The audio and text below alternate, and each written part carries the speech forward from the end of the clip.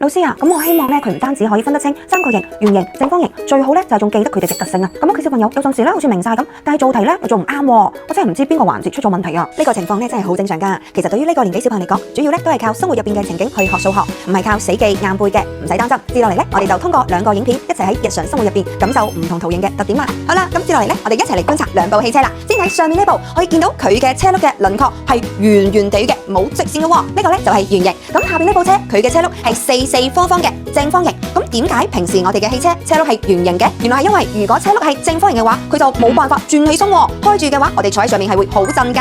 咁只要佢係圓形嘅車轆，我哋坐上去先會比較平穩啊。咁接落嚟，我哋嚟睇睇生活入邊我哋嘅雪櫃有冇呢個形狀噶？咦，佢哋下邊係彎彎嘅喎。咁原來如果我哋用呢種形狀嘅雪櫃，輕輕點一點，佢就會冧噶啦，就冇辦法放入食物啦。咁我哋生活當中咧比較常見嘅係長方形嘅雪櫃，可以見到佢嘅下邊係直直地嘅邊喎，咁樣咧就企得穩啦。哦，原來學習圖形咧唔係需要佢死記硬背，而係咧去玩嘅時候就可以慢慢記住喎。冇錯，翻到屋企咧你都可以咁樣試下教翻我哋小朋友學習三角形啦。睇夢咧唔係教得快，而係要教得啱，跟住寫時數學有意思。